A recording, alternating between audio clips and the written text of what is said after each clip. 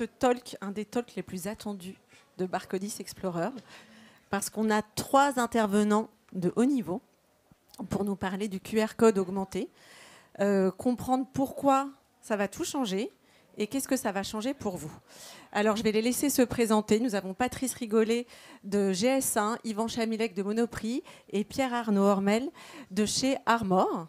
Donc, je vous laisse les accueillir et ils vont se présenter eux-mêmes. Je vous remercie.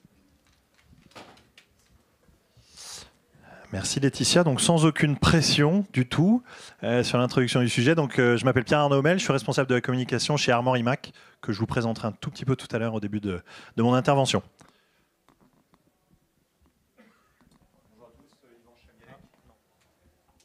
Vous m'entendez ? Bonjour à tous, Yvan Chamielec, donc Monoprix, directeur administration commerciale et qualité. L'administration commerciale chez un distributeur, c'est le référentiel produit.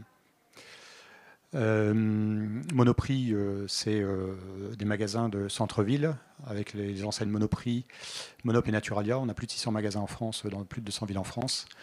Et pour faire le lien avec la présentation, il est important de savoir qu'on a plus de 5000 produits à marque propre sous différentes marques, que ce soit Monoprix, Monoprix Gourmet, Monoprix Bio, Monoprix Chuvert et d'autres marques. Bonjour à toutes et à tous. J'ai aussi un peu la pression, puisqu'on a dit qu'on n'allait pas trop mauvais, on va essayer en tout cas.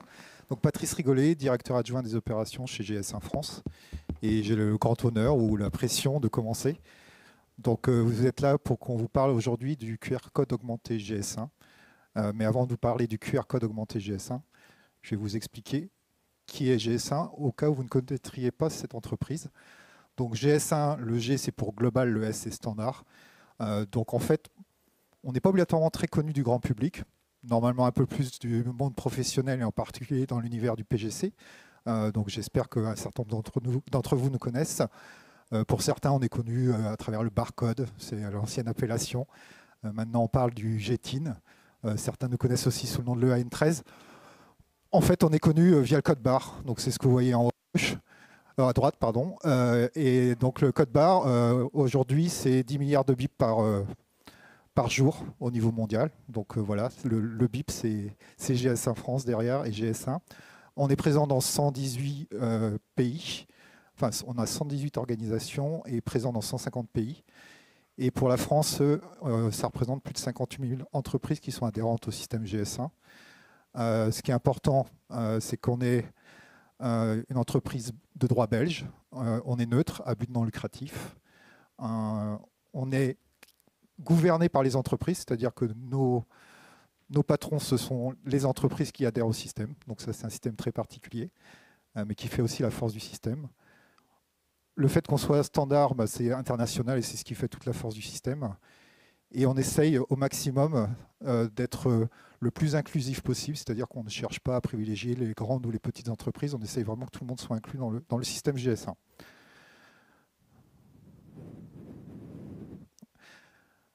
Pour vous expliquer peut-être autrement que par la technique, qu'est-ce qu'on fait au niveau de GS1 ? Voilà les besoins sur lesquels on se positionne pour accompagner les entreprises. Le premier sujet, je vous en parlais quand je vous parlais du code et du code barre. Derrière, c'est la logique de référencement universel, c'est-à-dire qu'aujourd'hui, si vous voulez vendre un produit en magasin, il faut un code barre, demain un QR code augmenté GS1, et ça, c'est la logique de référencement universel. Il y a aussi la logique d'efficience opérationnelle, donc c'est tout ce qu'il y a autour de la logistique, etc. Ça aussi, vous connaissez, tout à l'heure, c'était autour de ces sujets-là. Ce qui est sécurité consommateur et patient, parce qu'on est présent aussi dans le domaine de la santé, entre autres. Engagement consommateur, ça va être une grosse partie du sujet aujourd'hui à travers le QR code augmenté GS1.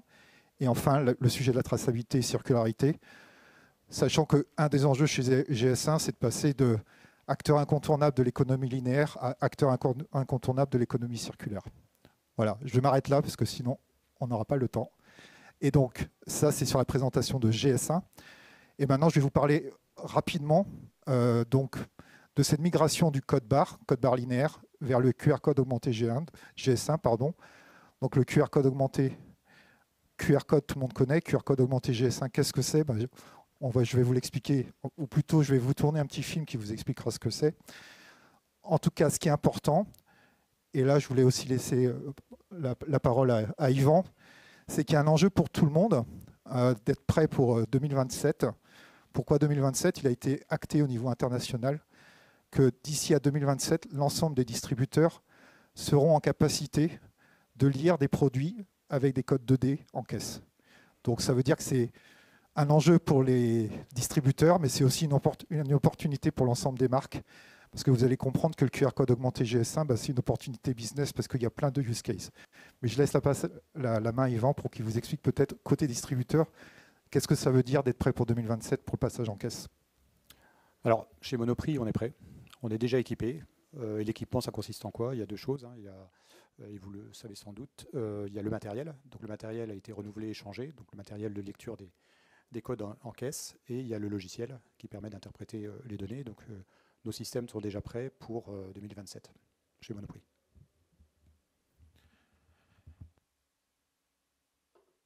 Donc, le QR code augmenté GS1, qu'est-ce que c'est? Comme c'est écrit, là, c'est un scan des possibilités infinies, mais plutôt que d'en parler, normalement, il y a un petit film, alors j'espère que ça va fonctionner. Le QR code augmenté GS1 est le code barre nouvelle génération qui vous permet de répondre à de multiples enjeux d'aujourd'hui et de demain, dont la RSE, la traçabilité, l'engagement consommateur, les produits en vrac et à poids variable, et bien d'autres encore, le tout en un seul symbole. Mais le QR code augmenté GS1, c'est quoi? C'est avant tout un QR code classique, mais beaucoup plus polyvalent et complet, et ce grâce à un standard qui s'appelle le GS1 Digital Link. Il permet d'exploiter plusieurs standards GS1, dont le code produit, le numéro de lot, le numéro de série, et de les intégrer dans le monde du web. Le QR code augmenté GS1 fonctionne comme un aiguilleur intelligent et peut rediriger vers des informations différentes selon l'utilisateur, l'application et le contexte. Il donne accès à des informations web via un serveur classique. Mais il permet également de fournir une information spécifique définie par la marque, et ce en fonction d'un contexte de scan comme la géolocalisation ou la temporalité. Le QR code augmenté GS1 est lu par les caméras de tout type de smartphone. Par exemple, lorsqu'un consommateur est en magasin et scanne un produit, comme un paquet de farine, il va être redirigé vers les informations nutritionnelles. La marque commerciale peut décider de rediriger le consommateur vers d'autres types d'informations, comme une idée de recette pour faire des crêpes le jour de la Chandeleur. Grâce au standard GS1 Digital Link et à une mise à jour continue des liens web, l'utilisateur aura accès à des informations personnalisées, et tout ça en un seul et unique QR code augmenté GS1. Pour le passage en caisse, le QR code augmenté GS1 pourra être lu via un scanner. Son objectif sera de garder toutes les informations encodées nécessaires au passage en caisse. Le code produit, potentiellement le numéro de lot ou la date de limite de consommation. Prenons cette fois-ci un autre exemple d'utilisateur, un employé d'une enseigne distributeur qui utilise une application professionnelle pour scanner le paquet de farine. Via l'application professionnelle et grâce au GS1 Digital Link, l'employé sera redirigé automatiquement vers les informations de gestion de stock ou à la mise en avant de produits en magasin en fonction de l'actualité. Toutes ces actions sont désormais possibles avec le QR code augmenté GS1, qui remplacera progressivement le code barre classique dans les années à venir. Un changement qui s'opère dès à présent au sein de GS1 France, entre tous les acteurs pour faciliter la transition. Préparez la migration en l'ajoutant dès maintenant sur vos produits et créer de nouveaux usages adaptés à vos différents utilisateurs. Le QR code augmenté GS1, un scan, des possibilités infinies. C'est pour ça que je préférais vous mettre le film que m'écouter. Je pense que c'est beaucoup mieux dit que si je l'avais dit, et surtout, c'est plus interactif. Du coup, je voulais insister, mais je pense que vous l'aurez compris à travers le film, c'est vraiment tout l'intérêt du QR code augmenté GS1. Donc c'est vraiment un changement important, qui est un changement technologique, mais qui fait une forme de révolution dans les usages. Parce que là, comme vous l'avez compris, lorsqu'on est sur le code 1D, le code barre classique, globalement, on a un code et c'est pour le passage en caisse. Et voilà, les usages sont quand même assez limités. Là, demain, et quand je dis demain, c'est aujourd'hui, puisque Yvan va pouvoir en témoigner, il y a déjà un certain nombre de cas d'usage qui commencent à être implémentés. Et il y a beaucoup de marques qui commencent à utiliser le QR code augmenté GS1. Il y a vraiment une possibilité d'avoir un nombre d'usages infini. Et quand je dis infini, je pèse mes mots, c'est-à-dire qu'aujourd'hui, on considère côté GS1 qu'on n'a pas imaginé tous les cas d'usage. Puisque vous l'aurez compris, on est capable d'embarquer grâce au QR code augmenté GS1 la donnée statique, comme le GTIN, donc l'identifiant du produit, mais aussi de la donnée dynamique, comme le numéro de lot, date limite de consommation. Enfin voilà, il y a plein d'informations possibles. Et comme en plus on peut faire interagir tout cela avec des données qui sont liées à l'environnement, par exemple la localisation, le pays, ou l'heure, ou le jour, etc. Vous voyez qu'il y a vraiment une possibilité, des possibilités infinies en termes d'usage et d'interaction, que ce soit avec le consommateur, mais aussi dans les cas d'usage dans les entrepôts, potentiellement avec les douanes, etc., etc. Donc là, on a mis en avant quelques cas d'usage possibles, en tout cas ceux aujourd'hui qu'on a imaginés. Très rapidement, et après je laisserai la main à Yvan, parce que je pense qu'il en parlera encore mieux que moi, puisque c'est le concret, c'est ce qu'ils font chez Monoprix. Parmi les cas d'usage, il y a la traçabilité au numéro de lot. Et ça, typiquement, l'intérêt que ça peut avoir, c'est qu'aujourd'hui, s'il y a du retrait rappel à faire, au moment du passage en caisse, le numéro de lot il est lu et le produit il ne peut pas être vendu. Le sujet de la lutte anti-gaspillage, là aussi, avec des logiques de la date limite de consommation qui est encodée en dynamique dans le QR code augmenté GS1, vous pouvez en dynamique, lors du passage en caisse, en ayant prévenu évidemment les consommateurs, tous les produits qui ont moins de 48 heures de date de péremption, je leur fais 20% de réduction. Et ça, il n'y a pas besoin d'aller étiqueter à la main sur les produits. Donc voilà, donc je ne vais pas tous les expliquer, parce qu'il y a, comme vous l'avez compris, plein d'usages possibles. Mais en tout cas, c'est vraiment technologiquement une révolution pour, je pense, le marché du PGC et peut-être demain d'autres marchés. Et je laisse la main à Yvan qui va vous expliquer concrètement ce qu'il en est chez Monoprix.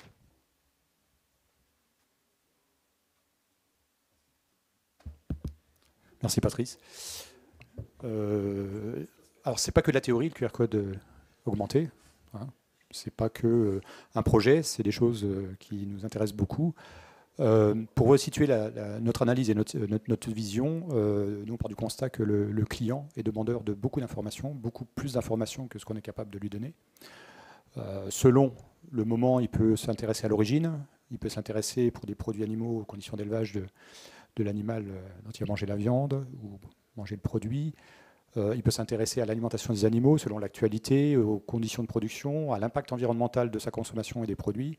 Enfin voilà, plein de questions qu'on peut se poser, vous, moi et nos consommateurs, soit qu'ils nous posent, soit ils s'interrogent, ils n'ont pas la réponse, ils ne vont pas faire l'effort d'aller chercher l'information. Voilà. Donc aujourd'hui, il y a plein de questions exprimées, implicites ou explicites, de consommateurs sur les produits. Nous, de notre côté, on travaille sur notre marque, nos marques Monoprix, nos différentes marques, avec, on y met beaucoup de choses, on y met beaucoup d'engagement, que ce soit sur les filières, sur toute la filière, à des différents niveaux selon la typologie de produits. On évalue aussi nos produits sur différents impacts. Hein. On a évalué l'impact environnemental et on a fait des calculs sur nos produits. Voilà, et plein d'autres choses. On a le Nutri-Score qui est affiché sur les produits et selon les produits, on va avoir des engagements plus ou moins forts. Ça peut être la rémunération des producteurs, ça peut être le bien-être animal, ça peut être différents sujets, l'utilisation des pesticides dans les produits, etc. etc. On veut aussi pouvoir communiquer aux consommateurs sur le bon usage du produit. Alors il y a des obligations aujourd'hui sur l'étiquetage, mais ce n'est pas toujours suffisant. Et un tuto, une vidéo, quelques visuels assez bien faits peuvent permettre de mieux utiliser, consommer ou rendre service aux consommateurs lors de l'usage du produit. Et aussi un troisième cas qui nous intéresse, c'est le business. C'est que cet outil peut servir pour développer le chiffre d'affaires. Alors aujourd'hui, les limites que l'on a sur nos produits, c'est la taille, la surface des étiquettes. Selon les produits, elles sont plus ou moins grandes, on a plus ou moins d'informations et la lisibilité n'est pas toujours évidente. Ces informations aussi, elles sont figées. À un moment donné, quand on les imprime sur un produit, elles y restent pendant toute la période d'utilisation de l'emballage, et renouveler un emballage, c'est quand même assez complexe, coûteux et pas simple à mettre en œuvre. Alors on a déjà mis en œuvre et testé ces systèmes de QR code. Alors il y a un cas là qui est un cas réglementaire, c'est un cas en gros que tout le monde peut mettre en œuvre. Aujourd'hui, pour le vin n'avait pas d'obligation de mention des listes d'ingrédients et des valeurs nutritionnelles. Maintenant c'est obligatoire depuis la fin de l'année dernière pour les millésimes à partir de 2024. Et il y a possibilité de dématérialiser l'information au travers d'un QR code. Et donc le QR code renvoie à une page sur laquelle on va retrouver des informations sur le produit, mais surtout la composition avec les additifs et les informations nutritionnelles. Donc il y aura à l'avenir d'autres cas d'usage réglementaire qui vont arriver Là, on est en train de regarder les réglementations sur la détergence, qui va donner cette possibilité de dématérialiser une partie de l'information. Et ça viendra de plus en plus parce que quand vous regardez certains produits, les contraintes de surface, d'expression, font qu'on n'arrive pas à tout mettre et à remplir correctement les informations et les rendre lisibles. Autre cas d'usage, j'ai amené le produit là sur la bouteille de lait Monoprix, vous le voyez en face principale. Alors on a des engagements sur le produit qu'on a exprimé là de manière lisible, mais pour aller plus loin, on a mis un QR code pour renvoyer à une information vidéo d'un de nos producteurs du lait qui va expliquer en gros les conditions d'élevage de ces vaches. Et donc ça permet d'avoir une expérience et de relier, de faire le lien. Ça permet d'expliquer et ça permet aussi de rapprocher le consommateur du producteur et donc de le rassurer sur le produit, sur son origine et sa qualité. Un cas d'usage semi-dynamique sur le saumon. On a plein d'informations. Là, il y a une plaquette où il y a de la place. On peut remettre des informations, on en met beaucoup. Et on a un QR code qui renvoie quand on le scanne, à une application qui nous donne, moyennant le fait de compléter l'information, on scanne le QR code, on renseigne avec le numéro de l'eau et on a toutes les étapes de vie du poisson et du produit, et de transformation du produit. Donc ça, c'est pareil, ça permet de rassurer le client sur l'origine du produit, sur la maîtrise de la qualité de ce produit et sur les étapes, les dates auxquelles le saumon a passé les différentes étapes. Voilà. Et on donne des informations complémentaires aux consommateurs, plus détaillées sur l'une ou l'autre des étapes. Alors, je n'ai pas mis tous les écrans, mais il y a 8 écrans différents qui donnent des informations enrichies sur l'alimentation ou les conditions d'élevage. Un cas business sur les textiles. Chez Monoprix, on a sur toutes les étiquettes de linge de maison et de textile un QR code. Alors, on a le N et le QR code, vous le voyez en haut, il est là. Qui est présent donc sur plus de 3000 produits depuis 2021. Et l'intérêt de ce QR code, il est double. Il va compléter l'information du client sur la composition du produit, son lavage, etc., si besoin. Mais surtout, il permet au client qui est en magasin et qui ne trouve pas sa taille et son coloris de pouvoir retrouver le produit sur le site internet de Monoprix et puis éventuellement trouver sa taille, son coloris, de le commander et de se faire livrer. Donc du point de vue du business, c'est bien parce que ça permet de faire des ventes additionnelles qu'on ne pourrait pas faire si on s'en tenait uniquement aux produits qu'on avait en vente dans les magasins. Voilà, il scanne, il tombe sur la page du site internet. Là, vous avez les tailles, il peut avoir les différents coloris, voire il peut même trouver d'autres produits qui ne sont pas dans son magasin, parce que dans tous les magasins, on n'a pas toute la collection. Et donc retrouver, on peut faire des ventes additionnelles par l'intermédiaire de cette solution du QR code augmenté. Alors en synthèse, pour Monoprix, alors je ne vous ai pas parlé de tous les cas d'usage dont Patrice a parlé, et c'est vrai qu'il y en a beaucoup qui nous inspirent. Là, je vous ai montré ce que l'on a déjà fait. On a de nombreuses idées, bien entendu. Aujourd'hui, on est sur un QR code plutôt statique, c'est-à-dire que l'information, le QR code, c'est toujours le même sur le produit, sur tous les lots de produits. On va donner une information complémentaire au consommateur sur le produit, sur sa filière, ou le renvoyer sur le site e-commerce. Et ce QR code cohabite avec le AN13 aujourd'hui. On est dans une période de transition où on a les deux, puisqu'aujourd'hui, on n'a pas encore fait la suppression de l'EAN, et il faudra qu'on fasse de la pédagogie vis-à-vis des consommateurs. Le jour où on supprimera l'EAN pour qu'il ne soit pas perdu, et même chez Monoprix, pour que les équipes en magasin ne se disent pas qu'il y a un problème sur l'étiquette du produit. Prochainement, mais c'est très rapidement, c'est en 2025, à partir de 2025, on travaille déjà sur le sujet. Voilà. C'est juste une question de temps et d'organisation, mais on va faire des tests. On va essayer d'apprendre comment bien utiliser cette évolution du QR code augmenté dynamique, avec la possibilité de travailler sur la codification du numéro de lot, enfin des dates, des DLC des produits dans le N, et de voir comment on peut faire pour bloquer les produits en caisse, contrôler les dates en rayon. Quand on fait un retrait de produits, aujourd'hui, on demande aux opérateurs de lire les étiquettes. Ce n'est pas toujours facile à lire et interpréter. En scannant le QR code, ce sera beaucoup plus facile avec les outils pour être sûr de ne pas se tromper de produit. Et ça permettra aussi de faire évoluer la relation avec le consommateur pour être plus précis, plus complet sur le produit qu'il a entre les mains. Bien entendu, ces projets, c'est des projets... Alors, on peut faire des tests. sur quelques produits, mais pour que ça fonctionne et pour derrière les mettre en œuvre de manière assez large, hein, je vous disais qu'on avait 5000 produits à marque propre, différents. Des lots, je ne vous parle pas du nombre de lots, hein, je n'ai pas calculé le nombre de lots, mais il y a des produits sur lesquels on a des lots tous les jours, sur des steaks hachés. Il y a des produits d'épicerie où on a 3-4 lots par an, mais bon, ça fait un nombre de lots assez conséquent. Derrière, il faut avoir les outils qui permettent de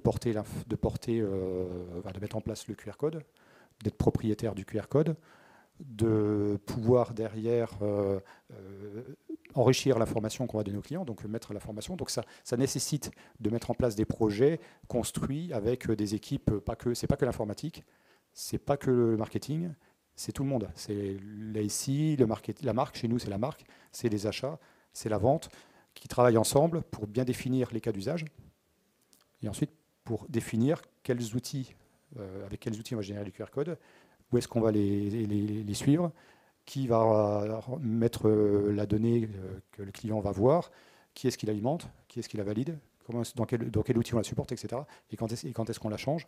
Voilà, donc il y a un vrai projet à construire au niveau de l'entreprise. C'est un projet de data. Hein, la data, c'est essentiel. Il faut maîtriser sa data, donc il faut la mettre dans les outils. Aujourd'hui, les tests qu'on a fait, certains tests, on l'a fait avec les outils de nos fournisseurs. On a un problème, c'est que quand on veut mesurer l'audience, on n'est pas capable de le faire. On ne sait pas combien il y a de consommateurs qui sont allés lire les QR codes. Donc on a besoin d'internaliser tout ça pour pouvoir être propriétaire de ces informations et être capable de les gérer derrière pour pouvoir les piloter et ajuster. Hein. Il y a des choses qui vont fonctionner, il y a des sujets, c'est l'information client qui vont fonctionner, il y en a d'autres qui ne fonctionneront pas et ça peut permettre derrière d'ajuster, de mettre des moyens là où ça fait du sens et de l'intérêt. Voilà. Et aussi, il faut sélectionner les bons outils pour s'inscrire dans un process de long terme. Donc je vais passer la parole à Pierre pour la suite. Merci Yvan pour ton intervention. Et moi, je voudrais juste, petite transition, dire à quel point on a insisté là depuis le début sur l'importance de ce QR code et sur tout ce qui va se passer quand on le scanne. Moi, je voudrais vous faire une petite sensibilisation pour que ça scanne bien, il faut qu'il soit bien imprimé. Et l'enjeu de l'impression de ces QR codes. Voilà, donc je suis Pierre-Arnaud Hommel, je suis responsable de la communication chez Armor IMAC. Armor IMAC, c'est le leader mondial, on est une entreprise française, nantaise, et on fabrique des rouleaux transfert thermique. Donc on est un tout petit maillon dans la chaîne de la traçabilité des produits, mais cette technologie, transfert thermique, elle est utilisée dans beaucoup d'entreprises, puisqu'elle permet d'imprimer tout type d'étiquettes et de films d'emballage. En général, c'est ce qui se trouve sur les lignes de conditionnement, les lignes de packaging, pour venir y apporter justement l'information variable de bout de ligne, celle qui va être parfois du numéro de lot, du numéro de série, de la date de péremption, et puis bien évidemment le code barre ou bien la composition. Voilà, c'est cette technologie de transfert thermique qui est souvent utilisée pour imprimer les étiquettes et les films d'emballage. Et on est, nous, aujourd'hui, le partenaire de Barcodis pour la fourniture de ces consommables d'impression. Mais je ne suis pas là pour vous parler que de transfert thermique, je suis là pour vous parler de cet enjeu. Et comme le disait Yvan, et vous l'avez bien entendu, la transition, elle est déjà en cours. C'est-à-dire qu'elle n'est peut-être pas chez vous, elle n'est peut-être pas même chez nous complètement, mais quand on entend Monoprix, quand on entend GS1, on entend deux choses. On entend 2027, ça c'est quand les distributeurs doivent être capables de lire les packaging qui ont juste un QR code, et puis on entend Monoprix qui dit « nous on est déjà prêts ». Et probablement que Monoprix demain sera plus exigeant, exigera peut-être que certains de ses produits portent ces QR codes avec certaines informations dedans qui lui permettront d'être plus efficaces et d'offrir aussi un meilleur service. Donc il y a vraiment un enjeu majeur. Le premier enjeu majeur, ne nous trompons pas, c'est la donnée. Qu'est-ce que vous voulez partager?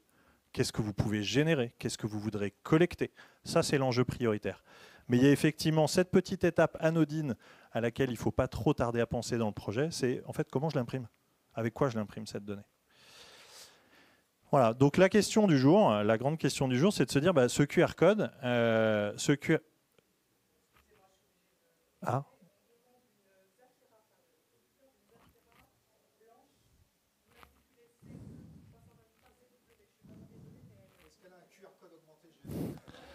Une Zafira blanche. Le propriétaire de la Zafira blanche. Ok. Bon. Désolé. Non, pas de souci. Donc peut-être bientôt sur les voitures. Ouais, mais si c'est pour identifier les gens. Bon. Donc l'idée, elle est de revenir au fait que ce QR code demain va être la porte d'entrée d'un grand nombre d'informations à partager et d'un grand nombre d'informations derrière qu'on va pouvoir aussi collecter. Donc en gros, si votre QR code est juste mal imprimé, votre produit devient plus ou moins invisible dans toute sa chaîne de valeur et en tout cas l'expérience pour le consommateur final est aussi dégradée. Donc il faut se poser cette question dans votre projet. Est-ce que moi je suis prêt? Est-ce qu'on est déjà prêt à imprimer des QR codes avec la technologie qu'on a aujourd'hui? Est-ce que mes lignes de production sont équipées pour ça? Est-ce que la technologie d'impression qu'on utilise déjà aujourd'hui sur les lignes de conditionnement, elle est faite pour ça? Donc posez-vous ces questions-là et pas à la fin du projet. D'autant plus qu'il y a un enjeu qui est important et qui a été déjà pas mal évoqué ici, c'est que l'opportunité de ce QR code, elle va être aussi de venir embarquer des informations de plus en plus sérialisées. Alors je ne sais pas si vous utilisez beaucoup ce terme-là, désolé, nous c'est comme ça qu'on l'appelle, mais c'est vraiment les informations unitaires des produits.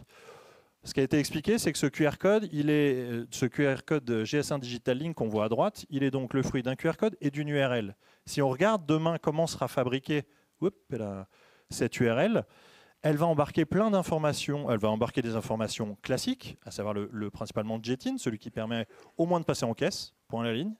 Mais elle va aussi pouvoir embarquer des informations propres à chaque produit. Le numéro de lot, le numéro de série, la date limite de consommation, ça a été évoqué avant. Donc, potentiellement, ce QR code, il ne va pas être commun à un lot de 150 paquets de chips. Il va peut-être être, je ne sais pas si c'est le bon exemple, mais peu importe, vous comprendrez, mais il va être propre à chaque paquet de chips, potentiellement, ou à chaque produit que vous vendez. Donc, il va falloir non seulement imprimer une information visible pour tous qui va être variable, mais il va falloir aussi potentiellement imprimer un QR code variable. Donc, parce que pour des raisons logistiques, vous allez vouloir mettre de la sérialisation. Pour des logiques de distribution, vous allez vouloir mettre d'autres informations. Pour des logistiques de consommateur final, vous allez vouloir mettre d'autres informations à nouveau. Donc, propre à chaque produit. Donc, ce qui va se passer, c'est qu'on va passer d'un modèle, ce que vous voyez à gauche, qui est le modèle d'aujourd'hui, où on a un barcode, un code barre qui est absolument standard, qui dit juste ça, c'est un paquet de chips XYZ. Et la seule information variable que vous avez aujourd'hui, je ne sais pas si vous voyez mon pointeur, c'est cette information-là. C'est la date de péremption, peut-être, et puis d'autres informations qui sont propres aux fabricants, la ligne de conditionnement, le numéro de lot et des informations comme ça. Ce qui va se passer demain, c'est qu'on va passer, et j'ai pas pu trouver avec le même packaging, ce qui va se passer demain, c'est que donc on va passer d'une situation où aujourd'hui on a cette information-là qui est variable sur ce qu'on fabrique, qu'on vient imprimer, mais où demain cette même information variable va être encodée dans ce QR code. Donc on va devoir rajouter de manière unitaire à chaque produit ce QR code à côté de ces informations.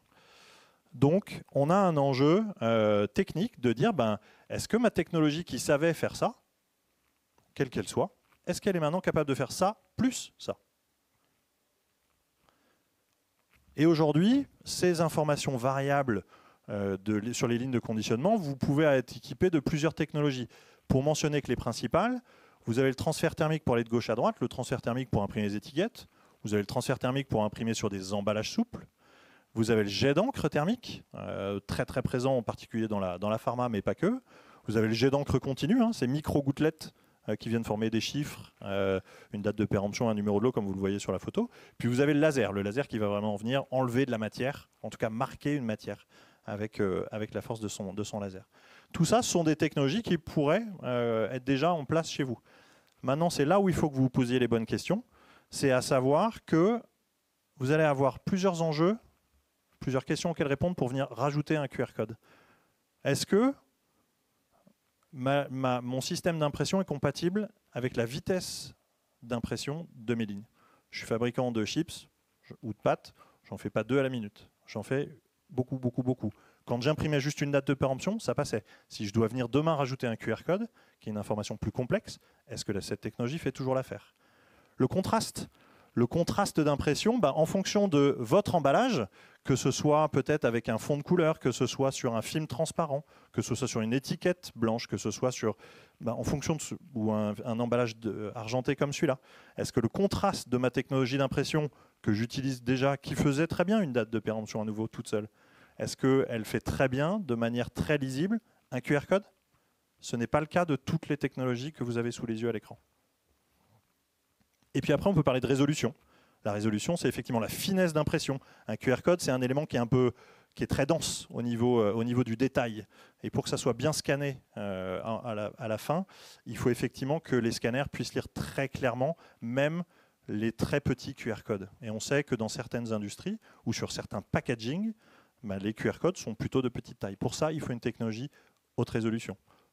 Toutes les technologies ne le font pas. Il faut se poser cette question-là aussi. Donc le risque, c'est effectivement qu'en choisissant ou en continuant avec une technologie qui n'est potentiellement pas adaptée à l'impression des QR codes sérialisés, eh ben, vous venez ruiner tous vos efforts amont. La construction de la donnée, la mise à disposition de la donnée et l'expérience utilisateur soit endommagée.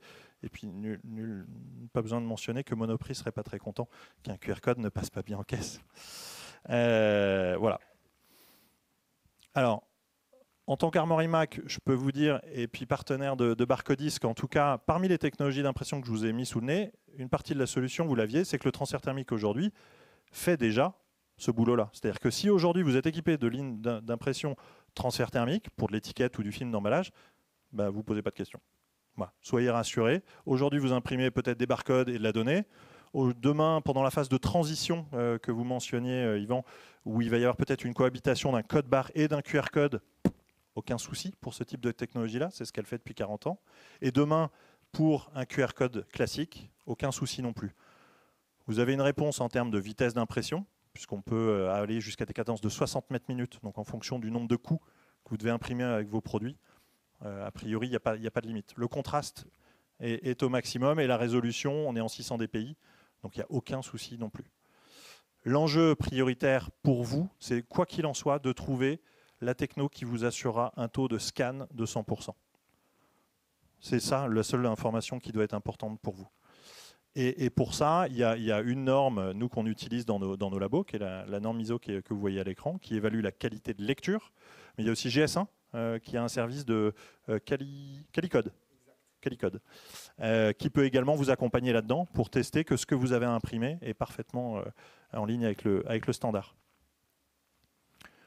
En conclusion, voilà, n'attendez pas la fin de votre projet GS1 Digital Link, puisque de toute façon, vous allez devoir y aller d'une manière ou d'une autre. Avec quel degré de finesse, c'est à vous de le définir.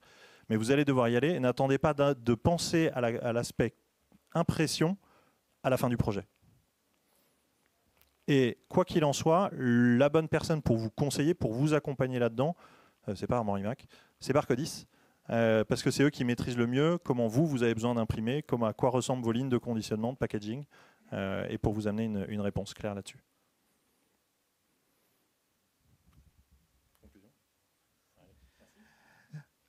Merci Pierre Arnaud.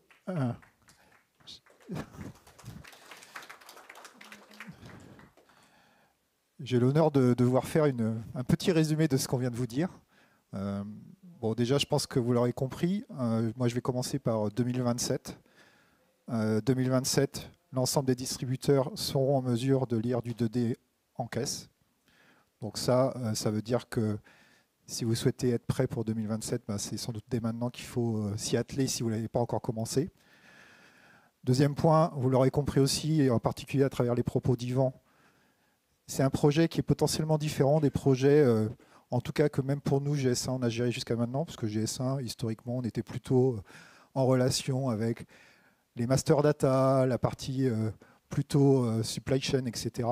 Là, on voit bien que lorsqu'on parle de QR code augmenté GS1, on parle de packaging intelligent, on parle d'engagement consommateur, on parle de sujets de RSE, on parle aussi d'accès à de la data qui permet en particulier aux marques de savoir quel est l'usage en termes de scan, etc. Donc c'est potentiellement, tout à l'heure Yvan expliquait, possibilité potentiellement de faire des ventes supplémentaires parce que je n'ai pas le produit en magasin, mais je peux commander en ligne.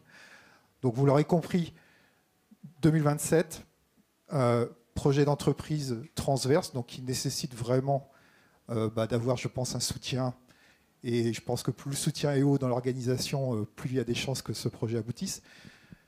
Mais pour moi, le meilleur des arguments, c'est ce qu'on a essayé de vous expliquer là pendant cette petite explication de 30 minutes, c'est qu'en termes d'opportunités de business, en termes de cas d'usage, je pense qu'on est au début de l'histoire. Et donc, ça peut être aussi un élément différenciateur en termes de marque, en termes d'expérience consommateur.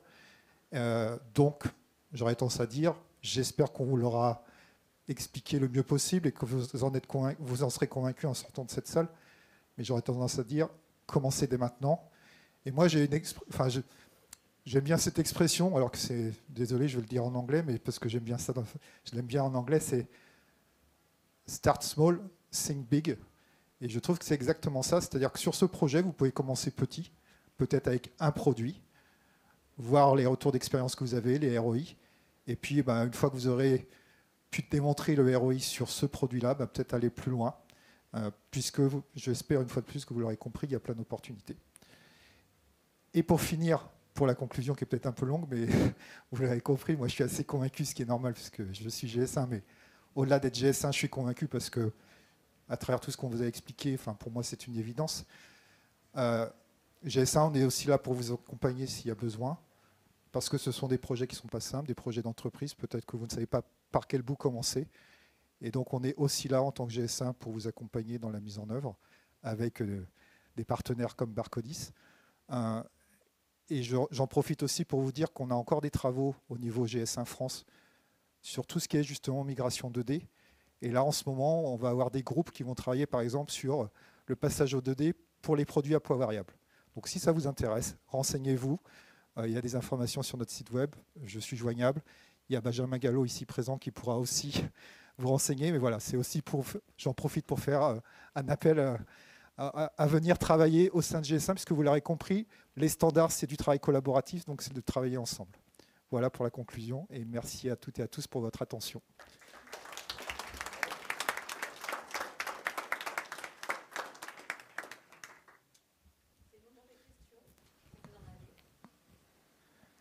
Il faut toujours quelqu'un qui se lance. Ah ben voilà, le courageux. Moi, je travaille dans le caviar, donc on a beaucoup de petites séries, et donc ça fait déjà 6 ans qu'on fait des QR codes pour faire la traçabilité en interne et que ça se retrouve sur nos étiquettes Inco, donc pour informer le consommateur. Si je comprends bien, le QR code augmenté aujourd'hui, c'est simplement un GS528 avec une URL avant, c'est ça? Oui, peut-être qu'on peut revenir sur, alors qu'il y a un peu technique, pas trop technique, mais un petit peu. Je vais peut-être. Ouais, celle-là, voilà, celle-là, c'est très bien. En fait, le QR code augmenté GS1, c'est quoi? C'est une technologie que tout le monde connaît, un QR code. Pourquoi QR code et c'est quoi l'avantage? Quand on disait tout à l'heure, je suis consommateur, je peux, avec mon appareil photo, scanner le QR code. Ça, c'est le gros avantage. C'est que le QR code, il est accessible sur les iPhones, sur n'importe quel smartphone, ce qui n'est pas obligatoirement le cas de certaines technologies 2D type Data Matrix. Voilà. Mais bon, je ne vais pas rentrer dans le détail, mais en tout cas, c'est un des avantages du QR code. Donc ça, c'est pas une technologie GS1 en tant que telle, mais c'est une technologie qu'on utilise pour le QR code augmenté. Patrice, si je peux juste me permettre... Non, je suis là derrière toi, c'est moi. Oui, pardon. Pendant que tu parles du QR code, et juste pour aussi donner un autre atout pour vous, industriels, si vous avez besoin d'imprimer un QR code, et ça va aussi dans le sens de la lisibilité en caisse, le QR code, il a ce côté aussi où on peut régler la répétabilité de l'information dedans. Ce qui fait que même si on a un bout, même un gros bout du QR code endommagé, l'information reste accessible, ce qui n'est pas le cas sur un code barre classique. Donc c'était juste pour souligner un autre avantage du QR code simple. Voilà, donc c'est le QR code, ça jusque-là tout le monde connaît.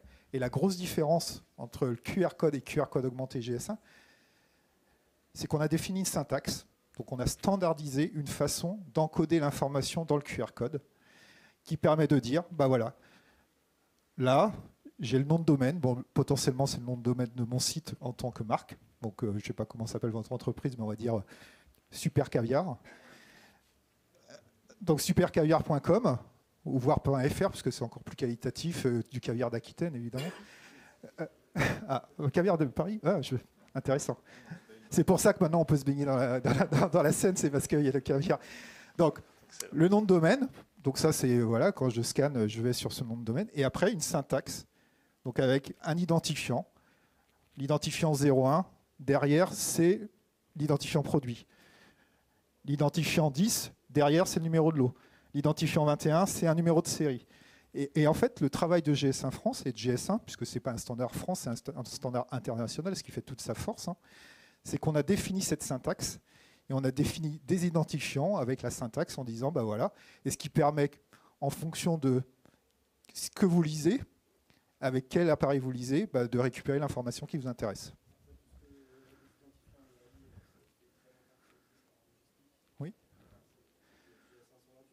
Oui, mais alors, le GS528, c'est l'étiquette logistique. Donc, c'est une façon, en fait, le GS528, c'est une façon de marquer de l'information sur un colis ou sur une palette. Donc, c'est du marquage. Là, c'est une syntaxe qu'on embarque dans le QR code. Mais si vous voulez, on pourra en rediscuter. Mais parce que, je ne sais pas, peut-être que j'essaye d'être le plus clair possible. Je ne sais pas si je suis très clair, mais globalement, le principe du standard, c'est vraiment d'avoir défini une syntaxe qui reprend tous les identifiants dont vous parlez dans le GS528. C'est exactement la même chose, on est bien d'accord. Sauf que là, c'est encodé dans le QR code. Et dans une URL. Voilà. Logiciel et technologique. C'est-à-dire que là, maintenant, vous pouvez, même un consommateur, de fait, vous allez pouvoir le rediriger vers il peut être redirigé sur le site de la marque, mais avec le même QR code, un logisticien va pouvoir récupérer des informations logistiques. Avec le même QR code, vous allez pouvoir bloquer le produit en caisse parce que, par exemple, le numéro de lot fait partie d'un numéro de lot qu'il faut retirer de la vente. Et c'est bien ce qu'on a essayé de vous expliquer, c'est avec ce QR code, vous avez dedans de la donnée statique, de la donnée dynamique. Donc après, ça, c'est évidemment un projet informatique. Et c'est ce qu'on disait tout à l'heure. Là, on a beaucoup insisté sur le sujet de la partie impression. Mais il y a aussi un sujet d'IT. C'est-à-dire qu'à un moment donné, si sur votre chaîne de production, il faut récupérer en dynamique les numéros de lot, potentiellement, si vous commencez à mettre des numéros de série, peut-être qu'aujourd'hui, votre informatique n'est pas prévue pour aller descendre l'information jusqu'à l'imprimante. Mais voilà. Mais en tout cas, c'est standardiser la façon d'encoder dans le QR code et qui permet que n'importe qui peut récupérer l'information puisque c'est tout le temps la même syntaxe. Il y a une question. Dites-la très fort. Non, justement, vous parliez Alors, il y a un micro qui arrive. des logisticiens, vous parliez du consommateur final. Comment vous orientez le... Comment vous savez que là, il faut donner des informations au consommateur, là, il faut donner des informations... Parce que c'est le même QR code. Parce que, alors, c'est bien, je vois que ça vous intéresse. La réponse est technique. C'est la bonne De toute façon, la nouvelle. réponse est technique. Ouais, Je pense que c'est Patrice qui est plus à même de répondre. Oui, mais globalement, c'est ce que j'essaie d'expliquer. C'est-à-dire que ça va dépendre du device et de l'application. Je suis consommateur, j'utilise mon téléphone, je prends une photo, ça m'envoie vers le site web de la marque. Je suis logisticien, j'utilise un scanner, il va aller lire le 01 par exemple. Donc en fait, c'est l'application qui va récupérer l'information qu'elle veut. Donc en fait, c'est en fonction de l'applicatif. Et c'est ça toute la force. C'est que vous avez toute l'information est disponible, et en fonction de l'application et de ce que vous lisez, vous avez on va dire un parcours ou une expérience utilisateur qui varie. Et ça peut être utilisé par les douanes, ça peut être utilisé. C'est pour ça que je vous dis vraiment le champ des possibles il est infini, puisque en fait, ce qui limite, c'est vraiment c'est l'application qui va utiliser ces données. Donc, c'est de la donnée qui est mise à disposition d'une application dans une structure qui est standardisée et qu'on encode dans un QR code. C'est ce qu'on appelle le QR code augmenté GS1. Et une fois de plus, si vous voulez plus d'explications, on est là pour vous accompagner GS1, ce sera avec grand plaisir. Je vois qu'il y a beaucoup de questions, c'est bien.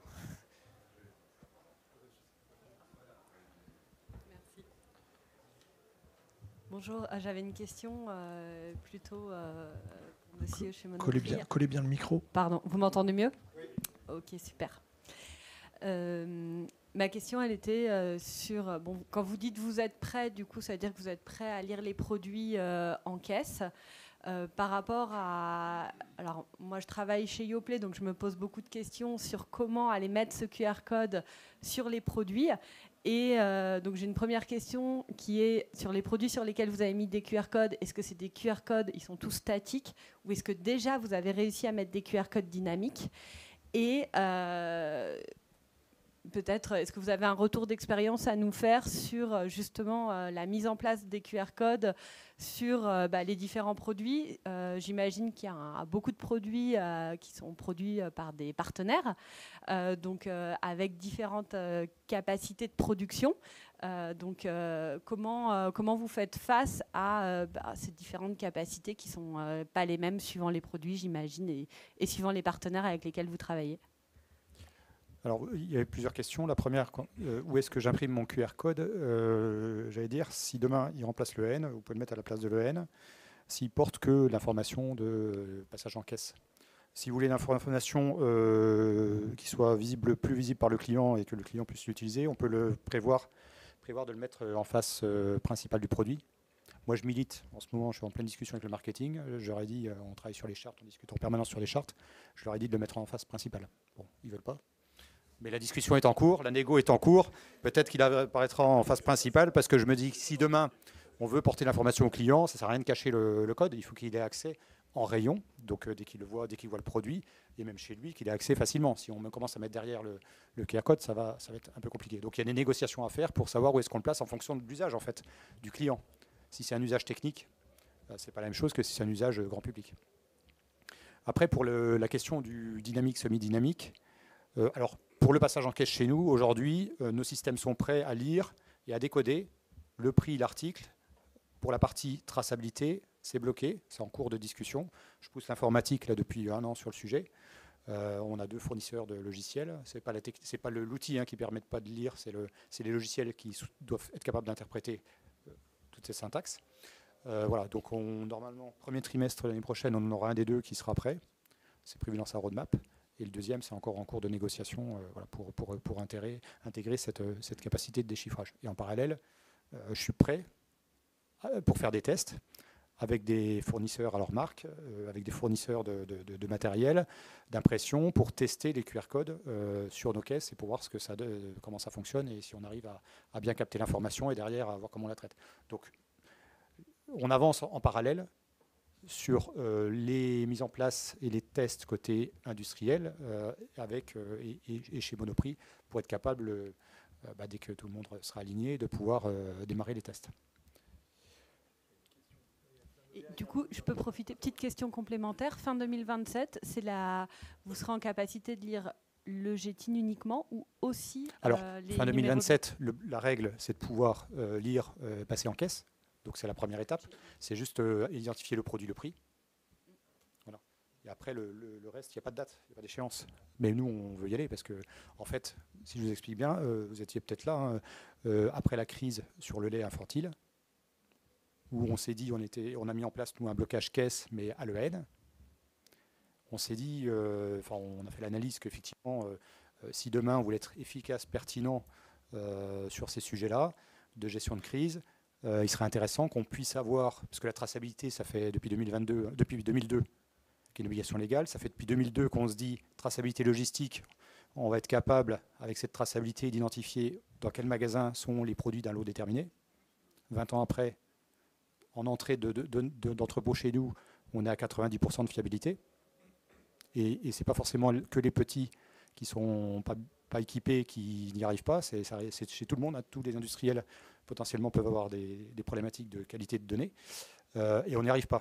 Et malgré les efforts, on arrivait à un plafond où on n'y arrive pas. Et on s'est dit, la solution, c'est que ce soit le produit qui porte cette identification, cette traçabilité, de façon à ce qu'on puisse la contrôler ou la vérifier en entrepôt, en magasin, à la caisse et chez le client. Donc nous, on a poussé, on a eu des discussions chez GS1 sur le sujet, et le QR code augmenté n'était pas encore là. Et quand on a vu cette solution arriver, on s'est dit, mais c'est génial, ça va répondre à cette problématique. Et en plus, pas que. Parce que si c'était que cette problématique, investir des montants assez importants pour uniquement ce sujet, c'est pas évident, parce que des retraits et des rappels, il n'y en a pas sur tous les produits tous les jours, ça peut arriver à tout le monde. Mais donc le fait d'avoir une capacité avec ce système de pouvoir apporter plusieurs usages, va permettre que ça va pouvoir aller vite. Nous, on l'utilise aujourd'hui sur des là, je vous ai montré quelques cas d'usage, mais on en a plusieurs. Sur nos produits rayon coupe, fromage, charcuterie, on est déjà en QR code. Il n'y a plus de N. On fait des tests de consigne sur des produits, avec Loop notamment, les emballages ont un QR code. Voilà, le QR code est un système de lecture qui va arriver progressivement et très rapidement sur tous les produits, avec les usages qu'on vous a évoqués et encore d'autres usages qu'on ne connaît pas et qu'on va imaginer à l'avenir. Une dernière question. Et après, Merci.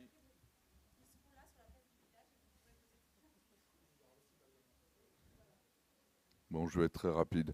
Je m'interroge sur la problématique de l'authentification pour savoir s'il y a une convergence par rapport à ce que vous prévoyez à terme. Et puis sur la production, je pense qu'il intéressera le consommateur de documents qui sont certifiés. type analyse bactériaux, résidus de pesticides, etc. Je suis sûr qu'on y viendra sous peu.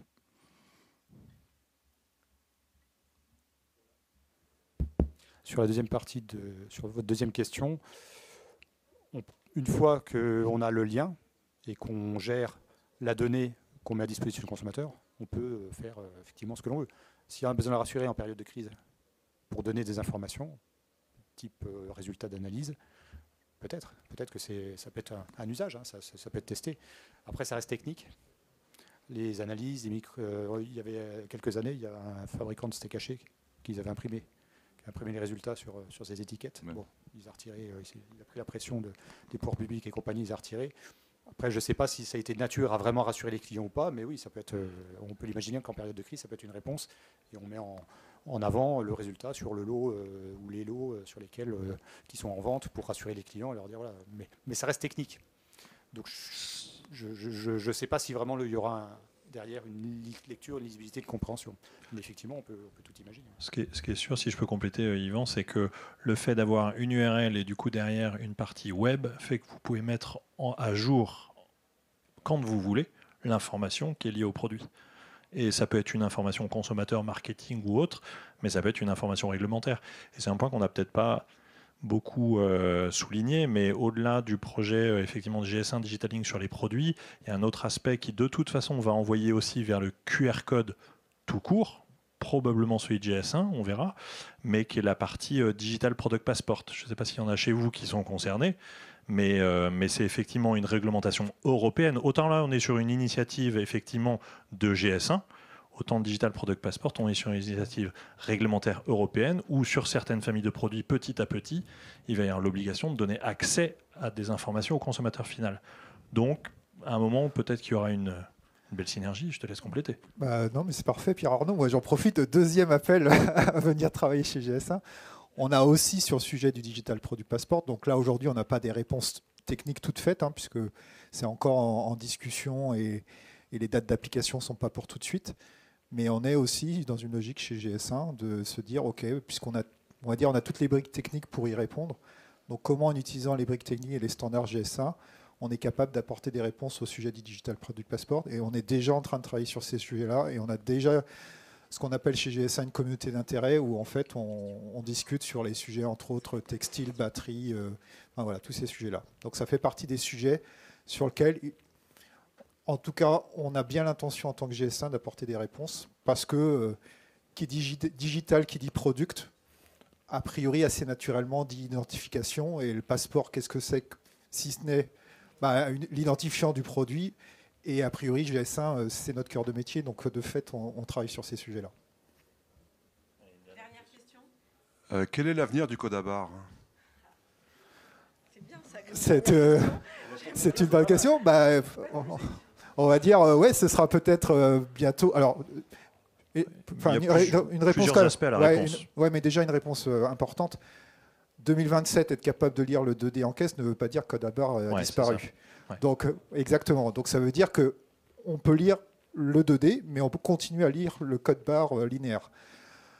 Après, je pense que dans tout ce qu'on vous a expliqué, c'est une opportunité business. Donc, soit vous restez, allez, je vais te provoquer volontairement dans l'ancien monde, dans le monde de la consommation linéaire et de la grande consommation, soit vous passez sur le futur, sur le 2D, sur les enjeux d'économie circulaire, etc. Donc je dirais que c'est plutôt à quel point en tant que marque, puisque c'est plutôt aux marques de s'engager sur ces sujets-là, et quand je dis marque, ça inclut la partie MDD chez les distributeurs, à quel point vous êtes convaincu de la valeur ajoutée. Et peut-être que du coup, ce sera... Peut-être que dans 50 ans, le code barre, ce sera ce qu'on peut voir sur certains musées avec des Andy Warhol, etc. Parce que c'est vraiment l'exemple de l'économie de consommation. Maintenant, peut-être que dans 50 ans, il y aura, quand je dis peut-être, de façon certaine, il y aura encore sans doute des produits qui circuleront avec du code barre. Et peut-être qu'aux enchères, bientôt, ça aura une valeur énorme et on pourra peut-être monétiser ces sujets-là. Donc voilà, je ne sais pas si c'est la bonne réponse, mais voilà. Et tout petit complément d'information, on n'est pas obligé, donc ça a été dit, mais il faut aussi, là je vais revenir sur le côté impression. Il est aujourd'hui, nous on a fait tout ce qu'il faut comme test chez nous dans tous les sens. D'abord un code barre, il peut être dans plein de sens différents quand on l'imprime, il peut être en vertical, il peut être à l'horizontale, c'est pas la même difficulté à imprimer. Par contre la conclusion générale c'est quoi qu'il en soit, ça c'est plus simple à imprimer qu'un code barre vertical par exemple. Donc c'est un produit, le QR code, qui est potentiellement un peu plus simple. Si on en revient bien toujours à cette notion de est-ce que ma techno est adaptée à la vitesse, au contraste, à la résolution, ça c'est les questions de base. Et d'autre part, et j'en reviens à ce que je disais tout à l'heure, c'est aussi un produit, le QR code, qui se dégrade et qui beaucoup moins qu'un code barre. Donc que vous le vouliez ou non, si vous posez la question, à la limite, passez au moins au code barre qui intègre le JETIN. Bon, au moins au QR code qui intègre au moins le JETIN. Là, vous aurez la même chose que votre code barre, mais un peu plus sécurisé entre guillemets. Et j'en profite, je finis avec ça, mais oui, bah, je suis intarissable. Là, vous voyez que sous le code, dans le cas du QR code augmenté, on inscrit en clair sur le packaging le 01 avec le GTN, justement pour que dans le cas où, même si en effet le QR code est plus robuste que le code linéaire, en passage en caisse, il faut quand même pouvoir taper le code au cas où. Donc voilà, on a défini tous ces standards en pensant, si demain il n'y a plus de code barre linéaire, comment je fais, parce que à l'œil humain, je vais avoir du mal à savoir c'est quoi le code du produit en lisant le QR code.